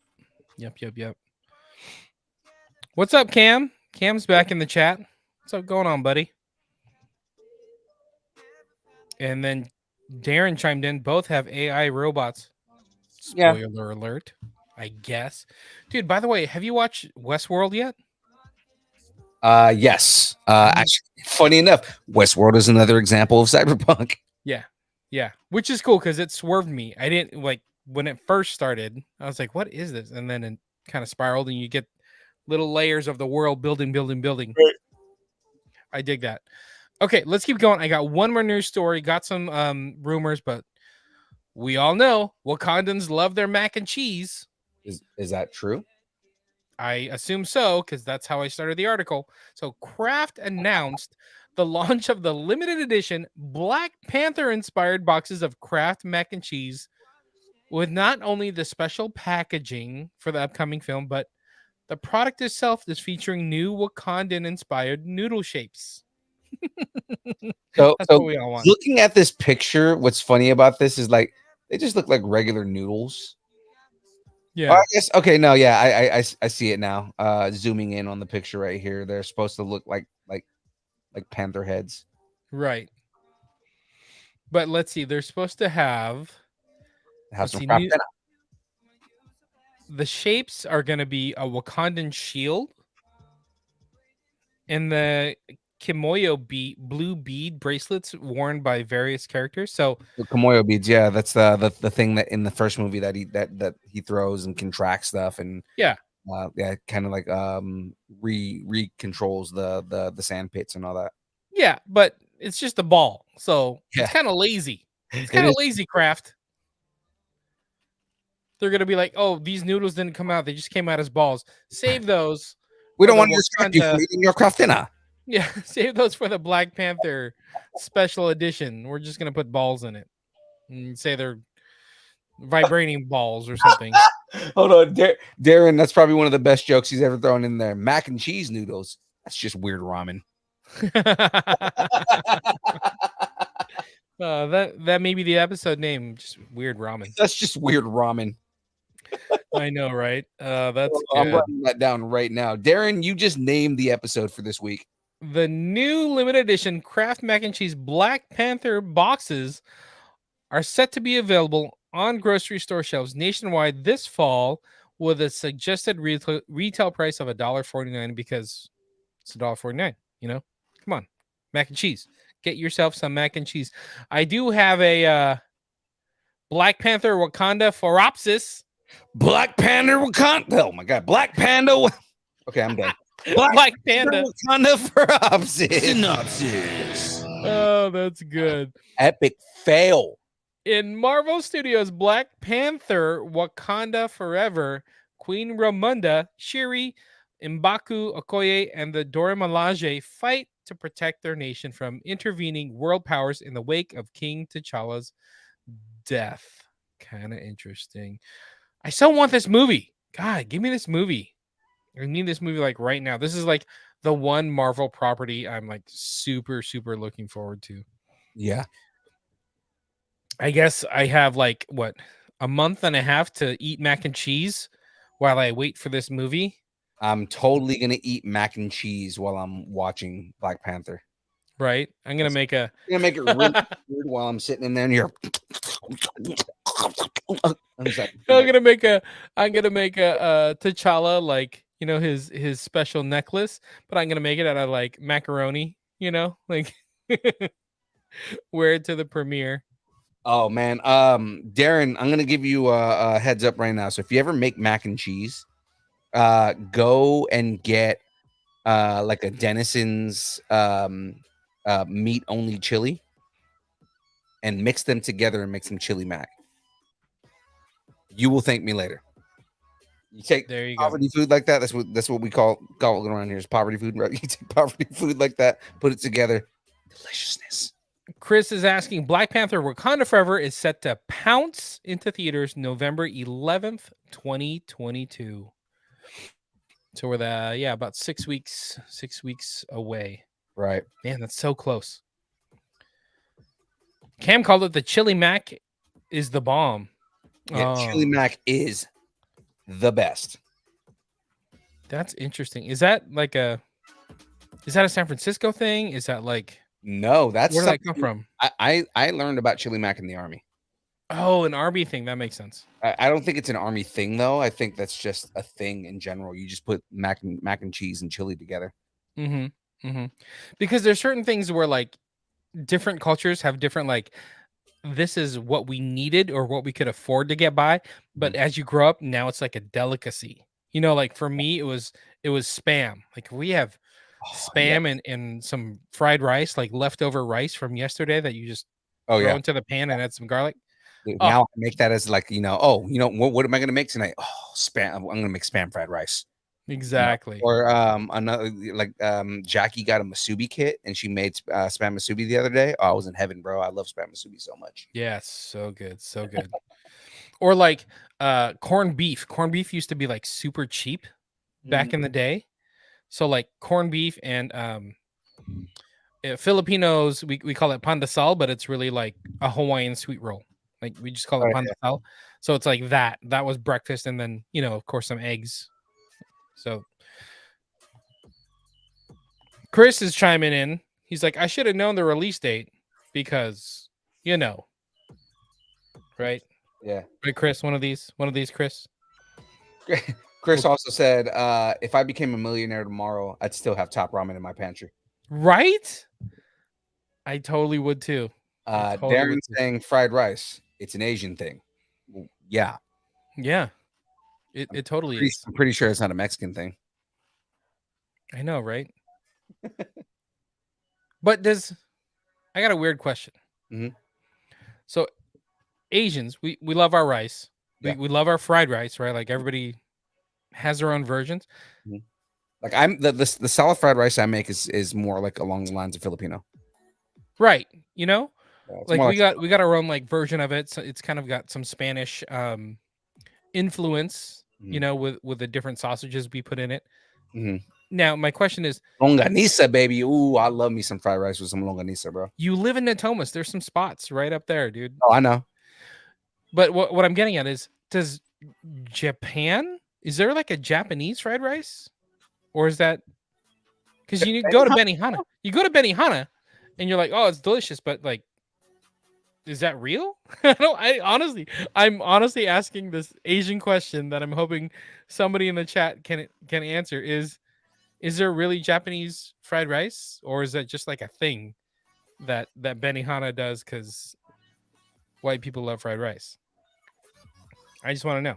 Fried rice with spam is more Pacific Islander, bro. It's not so much American as it is like, you know, like Filipino and Pacific Islander. Yeah, like we did that all the time growing up. Spam and eggs, bro. Oh my god, sounds Okay, so good right now. Let's get off the food and get to the next story. I know, right? Maybe that's it. Maybe that's what we need to do. When we go see Black Panther Wakanda Forever, we get some Black Panther mac and cheese. we put some spam in that mother and make it delicious. We'll eat it in your kitchen. We'll all get the gout and then we'll all go see this movie. It's gonna be great. Bro, that sounds so good. Yes. Let's get on to some rumors. Absolutely. So I almost forgot. I don't know anything.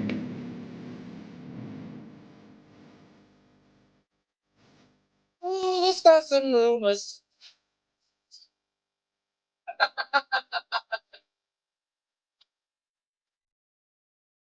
Hold on. Chris, that sounds like a night in the bathroom. Hey, movie theaters have bathrooms. Come on now. Oh man. Nothing to worry about. Freaking hungry now. That's what I need in my kitchen or my pantry all the time. I need a 50-pound bag of rice. Yeah. And I need the Costco package of Spam. You know, where it's like, where it's like 10 or 8 or 10 like packages of it. Oh, it's so good. Hella Pinoy. That's not just Filipino. You're hella Pinoy. Hella Pinoy. Okay, let's get into some rumors. Somebody mentioned, I think Darren mentioned this earlier. Shang-Chi? Shang-Chi. So Shang-Chi, it's been announced. It's coming. We're supposed to have Destin Daniel Cretton come back and do the sequel to it. We don't have a release date, but we also know that Destin Daniel Cretton is also doing, what is it? Like Kang Dynasty? The Avengers Kang Dynasty? Yeah. And then he's also doing Wonder Man. Doing the Wonder Man series, and he's supposed to be doing a Shang-Chi Disney Plus series. So everybody's like speculating what's happening. Is Shang-Chi 2 really going to happen? But after like some sleuthing and figuring out dates that are like kind of reserved for Marvel movies. So somebody on Reddit found out, or rumor is that Shang-Chi 2 is going to have a release date of February 14th, 2025. Deep in the cuts. Man. So that would put it in phase 6. And I think it's right before, let me read my notes here, but I think it's right before one of the Avenger movies that comes out.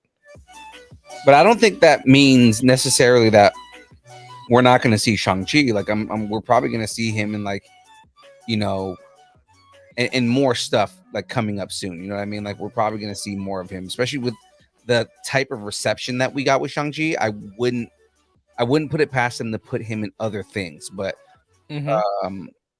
it's kind of weird to see, you know, like the movie that far out. You know what I mean? Yeah. Well, okay. This is what it is. So, Fantastic Four is November 2024. Going into next year, February would be Shang-Chi 2, and then Kang Dynasty in May of 2025. So that would kind of fit the whole pattern of like, you know, 3 months ish in between movies, because I think that's where we were like this year. We were like 3 months apart, Right. but kind of ramping into the big Avenger movies is kind of what I was getting to. So that final movie would be Shang-Chi right before the Avengers Kang Dynasty movie. That can happen. I can kind of see that now. Okay. I can see it. So tacos on the table. Oh, my tacos are on the table. My Spam tacos are on the table. My mac and cheese Spam tacos are on the table. Let's make this happen. Shang-Chi 2.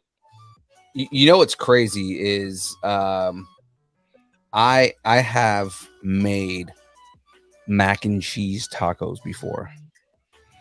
Mac and cheese tacos. What kind of taco shell did you use? No, it's just a regular tortilla, man. Like flour, corn? No corn, bro. I don't do none of that flour crap. Come on, bro. Okay, man. I just had I don't know what you're doing with your mac and cheese. You know. You know why you do corn tortillas? Because you can scoop everything up with a corn tortilla. I know. Well, I mean, you started with this mac and cheese taco thing. It could have been a pancake. You could have been scooping it up with a pancake. I don't know. You're doing some crazy things. Was it good? Can I ask? Just man, it was pretty good. I mean, because you really think it's just really just carbs on top of carbs with cheese on it, right? It's no different than That's a perfect recipe right there. Well, I'm saying like it's no different than what you put in like a regular burrito, right? Like you've got the carbs, like you put rice in a burrito, you've got the carbs in the noodles, and then the cheese. I mean, yeah, it's really just that. Like maybe put some bacon bits in there. Like one of my favorite things is I was talking about the chili mac, right? But like if you do nacho cheese and chili, and that's like a really good dip for corn chips. That's not bad. Ooh, that's not bad. Chris, grilled chicken taco with mac and cheese. Oh, Chris, what kind of tortilla though? I just want to know. Just want to know where he lands with the tortilla action. Let me know. Let's keep going with rumors while he checks his pantry for what kind of tortillas he has. So he said corn. There you go. All right, corn. Yeah, burritos are it's Tex-Mex. It's white people in Texas made that. So who uses flour? That's Tex-Mex. Like a flour tortilla was literally made in America. We use corn tortillas. So like when it comes to like a quesadilla, typically I see a flour tortilla, but you're saying you use corn? I make them with corn. When I make a quesadilla at home, I make them with corn. Ah, interesting. Okay. All right. I'll let you have that. Okay, let's keep going. Warner Brothers, Discovery, kind of crazy with their merger and disarray, and they're trying to cut like $50 billion in debt right now. That's why we're not getting a bunch of movies and that are incurring costs while they're getting tax credit on Batgirl, like $90 million worth of tax credit. God, man. So why all that's going on makes sense. They're doing a merger, but there's a rumor happening now that they may be trying to do all this in the hopes of turning this around and trying to, I don't know what you would call it, merge again, but with NBC Universal.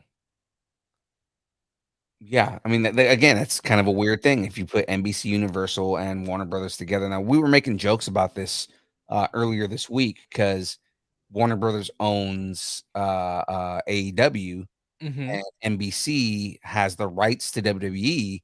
So it's like, does that mean that we're gonna merge AEW and WWE together? Could be. Could be.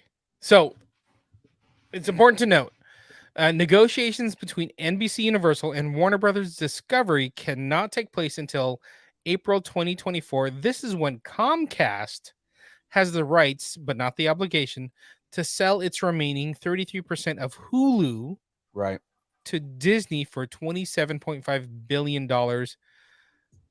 That's kind of nuts. And then Disney just again they further start putting like their stuff that's not safe for Disney Plus, which I mean again they're already moving away from that because now there's a rated R section on Disney Plus. Yeah. Or mature. Yeah.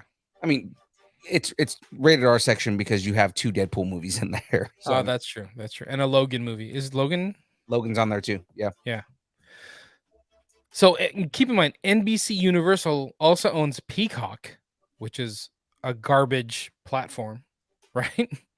I miss WWE Network so much because just WWE on Peacock sucks, man. You didn't know what you had until it's gone, right? No, I knew what I had. I knew that it wasn't a good idea for that merge to happen. And then when it finally came to Peacock, because remember that first I forgot what event it was, but it was like was it Great Balls of Fire? I don't remember. Well, either way, like they did that event on Peacock, and it sucked because you couldn't rewind anything. You couldn't like none of the library was there anymore, and they still haven't fixed it. Like it still sucks. Yeah. There's been a couple times where like I tried to rewind and it just like quit, and then I went back to it. I had to go back, like reopen the app, go back into it, and just it had to start over. It like didn't know where I stopped. I'm like, are you kidding me? Like, what is happening here? Right. Anyway, so that's not even the end of it. So they're looking maybe in 2024, talking about selling Warner Brothers Discovery, setting him up so it can be sold to NBC Universe. And on top of that, Comcast may be looking to either selling Hulu, their stock in Hulu, to Disney, but then CEO Brian Roberts said, you know what? He's CEO of Comcast. He's like, you know what? Maybe we just buy Hulu from Disney, And they're like, oh, that's kind of a baller move. So yeah, they may be looking to buy. So huge companies shifting in this whole streaming wars thing. Because NBC Universal, they own 33% of Hulu, right? And then Disney basically has the other 66 because when they bought Fox, they got the other the other third of Hulu. Mm-hmm. But think, the whole Disney Fox merger was huge. Like the library was huge. So this whole like Comcast, NBC Universal, Warner Brothers / Discovery, that would almost like take them to be a rival with what Disney's doing with all their content, so to speak. So it's kind of crazy because then NBC Universal owns Peacock. They can merge with Warner Brothers, have this huge library, and potentially buy some of the product that Hulu has right now. Right. And on top of that, they can get rid of, say, Peacock and keep the Hulu platform, or keep the HBO Max platform and get rid of Peacock and kind of combine everything together. You know what I mean? Right. Kind of huge. It becomes one super app that is up against Disney Plus, which Disney Plus is trying to become a super app. So it's like, but it wouldn't be a monopoly because like Disney's sitting there like as the elephant in the room. Right. So I mean, it could happen. It could happen. And just like what you're saying, that would put WWE and AEW, like the two biggest wrestling promotions right now, under the same umbrella when it comes to like streaming, Yeah, So crazy. So that, crazy. that would be an interesting thing. Yeah. So, tacos on the table. Do you think eventually Warner Brothers Discovery gets sold to NBC Universal? I think there's a possibility of it, but honestly, I think that the FCC steps in and stops it. You think so? I think the FCC steps in and stops it because Warner Brothers and Disney are basically just acquiring every other company that's out there. And I don't think that the FCC is going to allow that. I think there's going to be an antitrust that this stops everything. Yeah, could be. Could be. But nobody stopped the Disney Fox merger or selling Well, to the Disney. FCC paused it for like a year, I think. Yeah, but doesn't that set the precedent? Mhm. Like you let it happen. So you might need to let it happen again But the whole thing is Warner Brothers. for a rival. Yeah.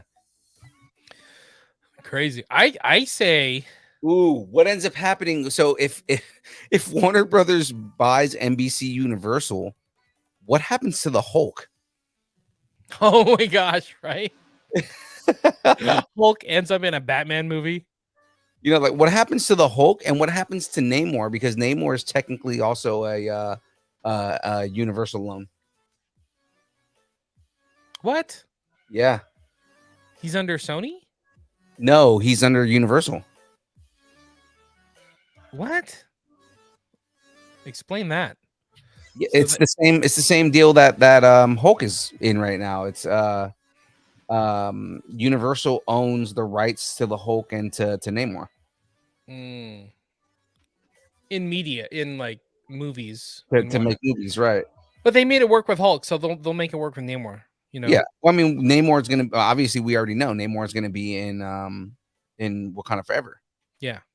But Exactly. I mean, like, what happens when a company like Universal that owns the rights to those characters ends up with Warner Brothers, who is a rival of Disney and Marvel? Yeah. I think they're gonna do like what Marvel did before with the X-Men. They're like, let's get a different Hulk. Yeah. You know what I mean? We've got the She-Hulk, so we don't have mutants anymore. We have, what were they called? Inhumans. yeah, they're like, well, we have She-Hulk, so we can do that. Exactly. Darren saying crossover between DC and Marvel. So in the comics that actually happened. Yeah. And that's called the Amalgam Universe. That'd be fun to see a live action Amalgam Universe, like Superman and the Hulk fighting. That's not the only crossover. There's been a couple of those Amalgam universes, but there's also the X-Men Teen Titans crossover. That was amazing. That was really cool too. Mhm. And I think that was the first story that involved the source wall of DC, which is still going on. Like all the Green Lanterns touch the source wall, they become different types of lanterns. Anyways, are your tacos on the table with this Warner Brothers eventually getting sold to NBC Universal? Like I said, I think the FCC steps in. Okay, so your tacos are not on the table, good sir. You're saving your money. I'm saving my money on this one. You know what you know what you should save your money for? Well, you know what? I think I have an idea, but why don't you tell people what I should save my money for? You should save your money because we got merch, people. We got merch, people. Burr, burr, burr, burr, burr, burr, burr. Sound effects here. Insert sound effects here. We got tons of hats. We sold some hats over the weekend down in at Heroes Fest in Fresno. So thank you to CloudShip ended up buying a hat. So thank you to those guys. Those guys were awesome. The gray hat, like the one that I am beautifully wearing right now. No, that's the one I'm wearing. Are you wearing the gray hat? You are wearing the gray hat. Look at that. Beautiful. Beautiful. So we got two different colors of hats. We got Baller Black and Galaxy Gray. Each hat is $35, or if you want to buy both or like one of each color, $30 each. So we'll cut you a little bit deal. Just let us know. The best thing you can do is DM us on Instagram. we're checking it every day because that's how most people interact with us. We also have shirts. So if you're looking for one of our shirts, we're not wearing a shirt. Mine's dirty from this weekend. That's right. Also DM us. Let us know what size you're looking for. We got a few shirts left of the various sizes. Again, people just DM us, let us know what size they want. We pull it, ship it to them, whatever. Shirts are $20. If we got to ship it, they're $25. And let us know your size just so we can reserve it, and we'll figure out payment. We got payment on our link tree. So if you go to our Instagram and which is linked to our link tree, Venmo, PayPal, food stamps, tacos, all the things right there. Merch, people. Yes. And we had new stickers. I'm sorry, Darren, you wish that I would throw in that Funko of James if you bought a shirt. But I think he wants a Funko of me without a shirt. Is that what he's saying? He wants a Funko of you without a shirt. So we have to like take the shirt off of your character. Right. Exactly. Look at that hairy. Who gets a hairy Funko? Are you flocked? It's like you're flocked.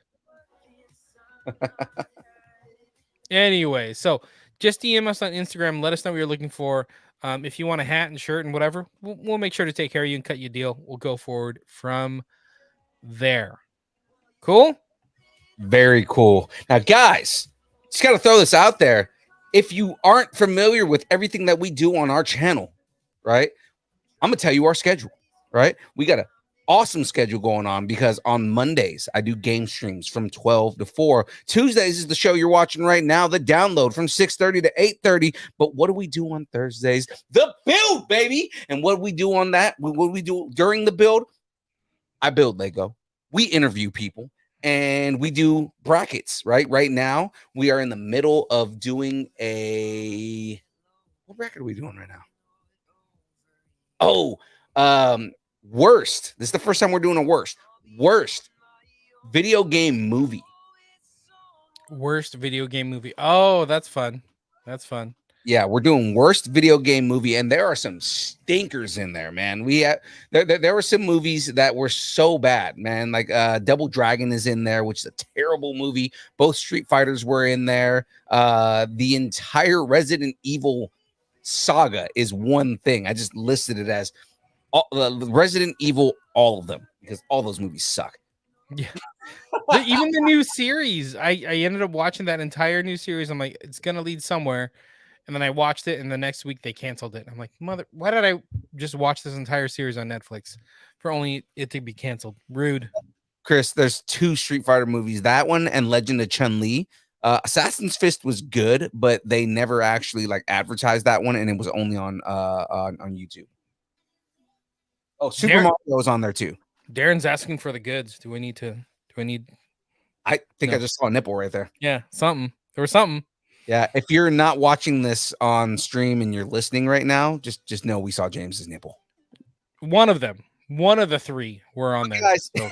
If you're interested in checking out our shows and everything we do, The Download and The Build are on Twitch, YouTube, Facebook every Tuesday and Thursday. And then on Mondays, that is on Twitch only. And right now I'm playing Cyberpunk 2077.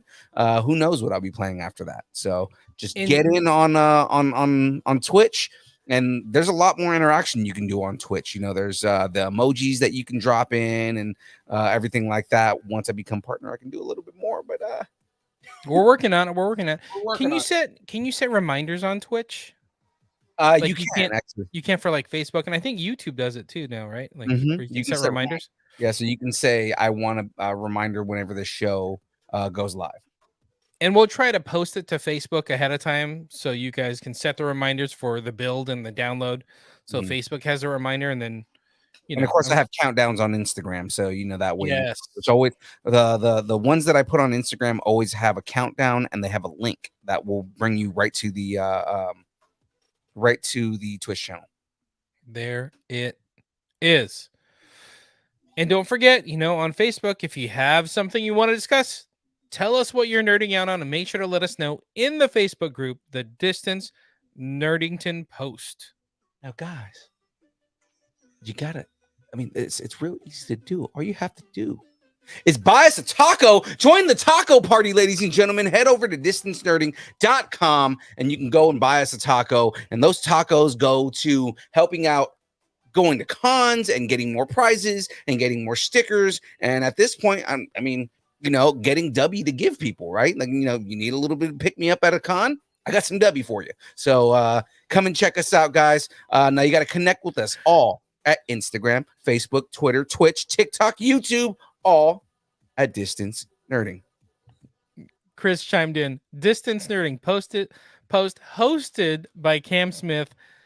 I will also caveat and hosted by Let's Create 08 Darren Chibi, because those two are posted non-stop. They're always beating me to things to post. Like I go to like, oh, here's a new trailer. I'll go to post it, and Cam already had it 3 hours ago. Yeah, and I appreciate you guys constantly. You guys are awesome. Creating buzz inside of the Nerdings in Post, guys. Thank you so much. Awesome. And shout out to Darren, because he has bought us tacos in the past. Much appreciated. That is awesome. All right, guys. When do we see you next? Thursday? You'll see me on Thursday. So myself and Layak will be on here Thursday. We've got a cosplayer named Jennifer Athy on this week. Mm-hmm. She's going to be going over her cosplay. She is an LA cosplayer. She is most famous for doing charity work as Peggy Carter. Very cool. Very cool. That is going to be a fun one to have her there. And then of course next week we've got our good boy. Real quick, shout out to Ray for setting up that. Oh yeah, setting up Jennifer. That's super cool. She seems super cool. So yeah, sorry. Go ahead. Yeah. No, but I was saying. So this week is Jennifer Athy, but next week we've got Dave Hayworth back on. We're going to be talking about Anna Medford. So get Anna Medford. Who's coming to Anna Medford? I am. Let's get a bunch of people out to Anna Medford. I'm super excited for that show. Maybe we'll get LA Comic Con's right around the corner, but that's kind of our last hosting gig for the year. Mm-hmm. Is Anna Medford. So you guys should come out. Chris, take the kids, throw them in a minivan, whether it's your minivan or not, and head up to Oregon. Let's do this. Let's do it. Chibi, get up there. Yeah, Darren, find somebody to give you a ride. You and Luis need to talk to Lynn from Colossus Girl and just like head up there. Let's I think do that's it. how Luis went out to the last show. Was he drove up with Lynn? Mm-hmm. Yeah, Mm-hmm. yeah, that's what it was. There you go. So thanks everybody, and keep nerding together. All right, so it's time for this dance. Oh my party. gosh, what am I gonna do? Show my nipples. Got some dancing nipples. I got nipples, Greg. Can you milk me?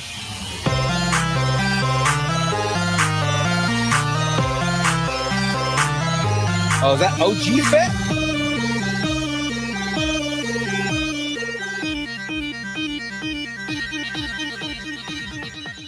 Distance Nerding.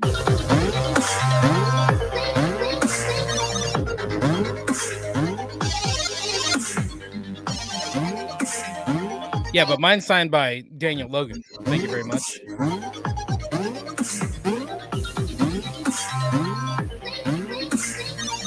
Oh, I see what you're trying to do. Don't try to one-up me. Trying to one-up me right now with my Daniel Logan signature. I can't one-up you because you got me this one.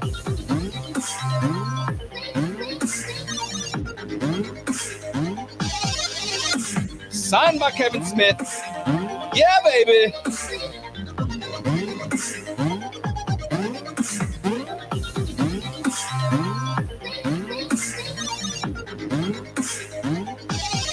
Get it!